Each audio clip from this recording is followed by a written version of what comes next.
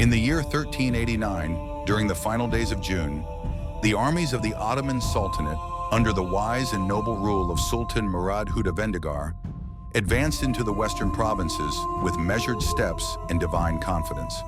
The campaign was not born of ambition alone, but necessity, born of a desire to restore order, subdue rebellion, and fulfill the will of heaven upon the lands of Rumelia. For many years, the great Sultan had offered protection and guidance to the fragmented principalities of the Balkans. Many submitted willingly, recognizing the stability brought by Ottoman governance. Yet not all honored their oaths. Among the defiant stood Prince Lazar Rebeljanovich, the foremost ruler of Serbia, who rejected the path of peace and chose instead to prepare for war. He rallied neighboring Christian lords, forged alliances with Bosnian nobles, and began to stir resistance under the banner of holy defiance. In response, Sultan Murad summoned his forces. From Anatolia, Thrace, and Macedonia they came, disciplined warriors, mounted Temeriots, and veteran commanders. Alongside the Sultan rode his two sons, Shahzad Bayezid, fierce and ambitious, and Shahzad Yaqub, noble and contemplative, each leading their own divisions with pride and resolve. Their destination, Kosovo Polja, the field of blackbirds. This wide open plain, flat and treeless, was chosen for its strategic significance. It stood at the heart of the Balkans, a place where rivers met and roads crossed, and where, soon, blood would be spilled in the name of sovereignty and salvation. Yet as the Ottoman columns approached, so too did a sense of foreboding. Tales reached the Sultan's camp of Serbian knights seeking martyrdom, of banners blessed in churches, and of warriors swearing to die rather than yield. Even more troubling were the rumors from within, of treachery, of spies, of assassination. Some say that in the quiet of his prayer tent, Sultan Murad foresaw his own death. Whether truth or tale, he made no retreat, for he was a ruler born of duty, not fear, and he believed that no man falls but at the hour written for him. As dawn neared on June 28th, the Sultan stood on a small rise and looked across the mist-covered field. In the distance, Christian banners flapped in the early breeze. Two armies were now gathered on sacred soil, beneath the eyes of heaven and beneath the weight of history. And so, beneath a burning sun and a sky heavy with prophecy, the road to Kosovo ended and the true trial began. By the morning of June 27, 1389, two armies stood poised for battle, yet neither commander was a mere warlord thirsting for blood. Each was a man of destiny, shaped by power, belief, and burden. And though they stood on opposite sides of the field, their fates would be bound forever. Sultan Murad I, son of Orhan Gazi and grandson of Osman, the founder of the Ottoman house, was no stranger to the demands of rule. For nearly 3 decades, he had expanded the empire with patience and vision. He founded the city of Edirne as his capital in Europe and built a network of alliances and vassalage stretching from Anatolia to the Danube. But Murad was not only a conqueror, he was a builder of order, a patron of scholars, and a believer in divine destiny. To him, this campaign was not personal ambition, it was a sacred duty. He referred to his enemies not as infidels, but as those who resisted stability. Peace, he believed, could only come under one rule, his. In contrast stood Prince Lazar Rebeljanovich, a nobleman elevated by circumstance. Though not a crowned king, he had become Serbia's most powerful lord after the death of Emperor Dušan's heir. Lazar had inherited a fractured realm, one weakened by internal rivalries and external pressure, but he held it together with shrewd alliances and force of will. Lazar was a deeply pious man. He surrounded himself with Orthodox monks, funded monasteries, and believed that his defiance of the Ottomans was a sacred defense of the Christian world. Yet even among his allies there were whispers. Was he truly defending Serbia, or was he gambling with its survival for the sake of eternal glory? Two lions had entered the same cage, both believing they were chosen, both certain of righteousness. While Sultan Murad prayed with his imams and inspected his troops, Prince Lazar held a final council with his lords. Among them were Vuk Branković, his ambitious son-in-law, and the controversial figure of Miloš Obilić, a knight whose loyalty had come under suspicion. Some accused Obilić of plotting to betray Lazar, Others believe the accusations were slander spread by jealous rivals. Lazar, torn between faith and doubt, is said to have told Obilić, "If you are loyal, prove it. If you are false, your death will be remembered as a stain." Across the field, Murad met privately with his sons. Shehzad Bayezid, bold and calculating, urged immediate assault. Shehzad Yaqub, calmer and more deliberate, advised caution. Murad listened to both, but said little. In his eyes was a weariness known only to those who rule empires on the edge of fire. That night, as both camps fell into uneasy silence, two commanders, separated by faith and banners, shared the same unspoken thought. This field may bury me, but let it raise my cause. Before dawn on June 28, 1389, as the muezzins called the faithful to prayer and Orthodox monks chanted for salvation, a wind swept across Kosovo Polja, cold, whispering, and ill-omened. It was the day of battle, and yet before a single sword was drawn, a death would send ripples through both camps. In the Ottoman tented city, guarded and orderly, a single man approached with strange confidence. Clad in Serbian armor, bearing no drawn blade, he came not as a warrior, but as a supplicant. He was Miloš Obilić. By Ottoman accounts, the man presented himself as a defector, a knight of Serbia, disillusioned by Prince Lazar's cause. He requested an audience with Sultan Murad, claiming to bring crucial intelligence that could shatter the Serbian defense. Though the request was unusual, Murad permitted it.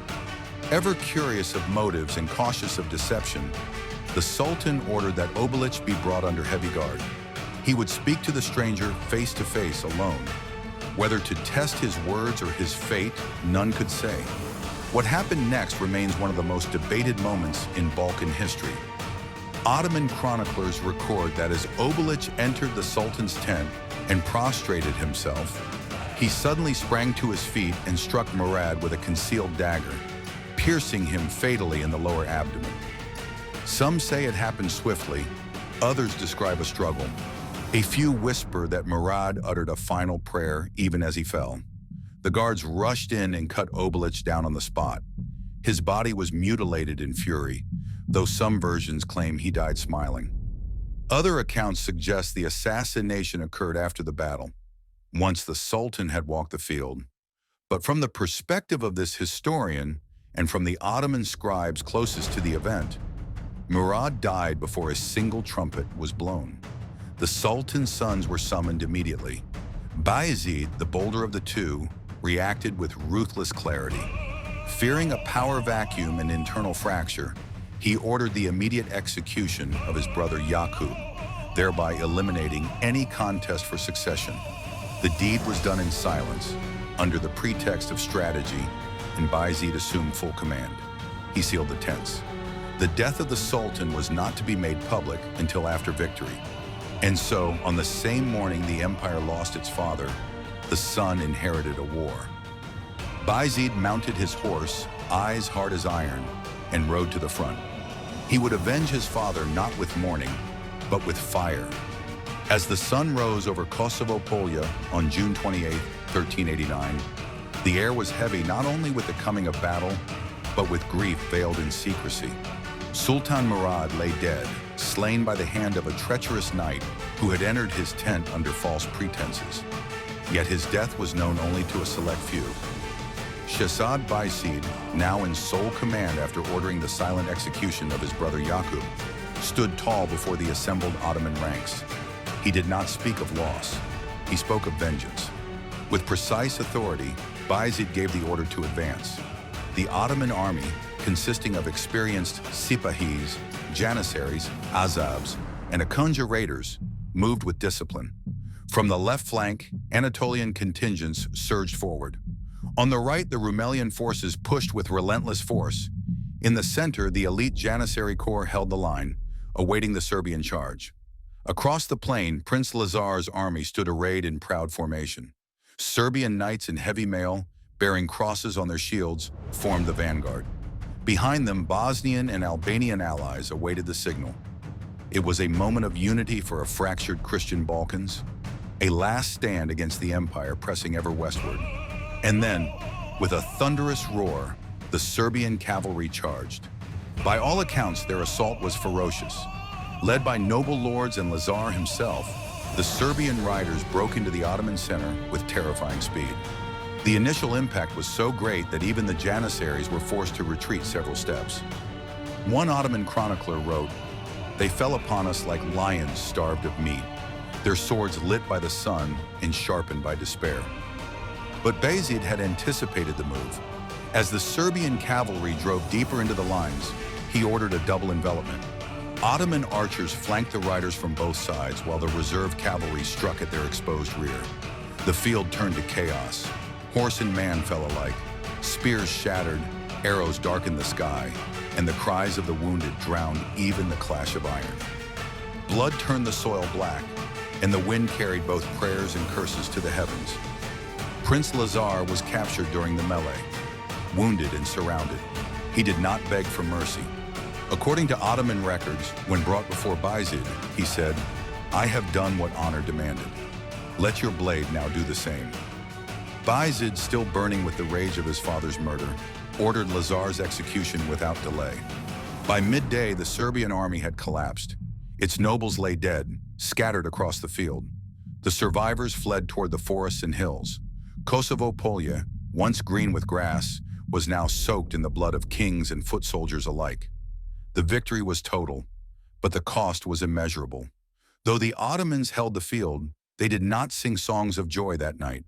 They buried their sultan, the only Ottoman ruler to ever fall in battle, and burned incense for his soul. Bayezid, now sultan by right and force, vowed to continue what his father had begun. The empire had won the day, but history had just begun to write its legend. The battle was over, but victory in war does not silence the whispers of power. In the blood-soaked hours after the sun set over Kosovo Polje, the Ottoman army stood triumphant, yet mourning. The body of Sultan Murad I, their ruler and father of conquest, was prepared for burial. The empire had lost its guiding hand, and in his place stood Bayezid, not as a prince, but as a sultan. Few knew how swiftly he had acted. Fewer still dared to speak of it. For in the moments following Murad's death, Bayezid had taken more than command, he had taken a life. His brother Yaqub Çelebi, who had led the Anatolian wing of the army with honor that day, was summoned to the Sultan's tent after battle. There, by Bayezid's private order, Yaqub was quietly strangled with a silk cord, as was custom for royal executions. It was not out of hatred, but necessity, or so Bayezid's loyalists claimed. The empire could not afford division, not now. With the Balkan frontier raw and vulnerable, any sign of internal struggle could invite rebellion, or worse, collapse. Thus, in the span of a single day, 2 sons had died and 1 had risen. The soldiers saluted Bayezid as Yildirim, the Thunderbolt, for the speed of his decision and the fury of his leadership. But the throne he claimed was not clean. Ottoman chroniclers wrote cautiously. They praised Bayezid's strength, his resolve, his loyalty to the cause of the state. Yet between the lines, one can read the discomfort, the unspoken tension between honor and pragmatism. To secure the legacy of his father, Bayezid immediately took control of the empire's affairs in the Balkans. He summoned the Serbian nobles who had survived, including Princess Milica, the widow of Lazar. In exchange for peace and autonomy, she agreed that Serbia would become an Ottoman vassal state, and her young son would be sent to the court at Edirne as a political hostage, a guest by name only. Bayezid spared her lands, but not her dignity. Her husband had died a martyr. She would live as a servant of the empire. The Sultan also ordered that Sultan Murad be buried on the field where he had fallen. A small mausoleum was raised at Kosovo Polje, and the surrounding land was declared sacred. Murad was immortalized as a Ghazi and a martyr, the only Ottoman sultan to die in direct battle. Pilgrims and soldiers would visit the site for generations, but within the palace the silence was heavy. The empire was safe, the war won, the Balkans pacified, and yet in quiet corners, court poets whispered, the field was conquered with iron and fire, but the throne was taken with velvet and blood. In the weeks that followed the Battle of Kosovo, the clamor of war faded, but in its place rose the echoes of stories, shaped not only by fact, but by what men needed to believe. For the Ottoman state, the narrative was clear. Sultan Murad had died a martyr, felled by deceit, but elevated by divine favor. He was buried where he fell, his tomb becoming a place of pilgrimage for soldiers and scholars alike. The ulama declared his death a holy one, a reward for years spent expanding the domain of justice. In sermons from Didn'tt to Bursa, it was said, "He died not in retreat, but in the fulfillment of destiny." Ottoman scribes carefully recorded the tale of Miloš Obilić, the assassin who entered the Sultan's tent under the guise of defection. Though he died immediately after, his role was preserved, not to glorify him, but to magnify the courage of the Sultan who faced betrayal without fear. But beyond the empire's borders, another legend was taking form, one not penned in the language of the Crescent, but carved into the soul of a wounded nation. In Serbia, Prince Lazar, though defeated and executed, was declared a holy martyr. The church embraced his sacrifice as a symbol of Christ-like virtue, choosing death rather than submission. Songs began to circulate in the villages and monasteries of Serbia, painting the battle as a divine trial, a moment when Serbia chose the kingdom of heaven over the kingdom of earth. And Miloš Obilić, the traitor in Ottoman records, became a hero in Serbian lore, a knight who gave his life to slay the enemy's ruler. His betrayal, once whispered with doubt, was recast as selfless patriotism, retold with growing embellishment in every telling. Some claimed he slew the Sultan in open battle. Others said he was aided by angels. All agreed he had become more than a man. Even Vuk Branković, the Serbian noble who fled the field, became the subject of bitter rumor. In Ottoman circles, his withdrawal was seen as tactical. In Serbian tales, he was cast as a coward or traitor, a scapegoat for the tragedy of Kosovo. Thus, within days, two histories emerged, both grounded in truth, yet shaped by need, pride, and mourning. And somewhere in the middle, we historians walk, tasked with separating steel from song, blood from metaphor. But perhaps that is the fate of all great battles, to be fought once by armies and fought again forever in memory. Years passed, but Kosovo remained, not as a battlefield, but as a memory, a wound, a symbol. For the Ottoman Empire, the victory at Kosovo Polje had secured more than a military triumph. It had cleared the path into the heart of Europe. Though the cost had been the life of Sultan Murad, the gain was immense. His son, now Sultan Bayezid I, ruled with unchallenged authority. His epithet, Yildirim, the Thunderbolt, was well-earned. Swift to act, brutal when needed, unrelenting in vision. In the years after the battle, Serbia became a vassal, its nobles paying tribute, its armies marching under Ottoman command when summoned. The widow of Prince Lazar, Princess Milica, ruled as a client monarch. Her son was raised under the watch of Ottoman tutors in Edirne, a prince of Serbia and a hostage to the empire's will. Bayezid did not rest. He launched new campaigns against Hungary, Wallachia, and deeper into the Balkans. Kosovo had taught him that victory is not granted by numbers or banners, but by resolve, and sometimes ruthless necessity. But the field also left a curse. For in every court he entered, Bayezid saw not only respect, but fear. The silence around Yaqub's death became a wall between the Sultan and his council. He had claimed the throne, but never escaped the shadows it cast. Meanwhile, across the Orthodox lands, the myth of Kosovo deepened. Each generation sang it differently. For some, it was the day the sun died. For others, it was the dawn of a heavenly kingdom. Lazar became a saint, and Obilić, whether real or imagined, became a ghost who rode through campfire songs in the ink of poets. Even among some Ottoman soldiers, tales spread in secret, of strange winds on the battlefield, of a sultan who knew he would die, of a knight whose blade changed empires. But the empire moved forward, as empires must. Sultan Murad was remembered not only in mourning, but in marble and minaret. His tomb became a site of prayer, his legacy a chapter taught in every madres. The people were told and believed, the sultan who dies in war is not lost. He lives in the victory. As for Kosovo itself, the plain grew silent again. Grass returned. Birds nested where soldiers had once stood. But beneath the soil, kings still slept, and the air still remembered the clash of faith and power. We, the chroniclers, write what we see and record what we are allowed to know. Yet in our hearts we understand this. The Battle of Kosovo was not the end of an era. It was the seed of many. Its blood became inheritance, its silence became law, and its stories will never die.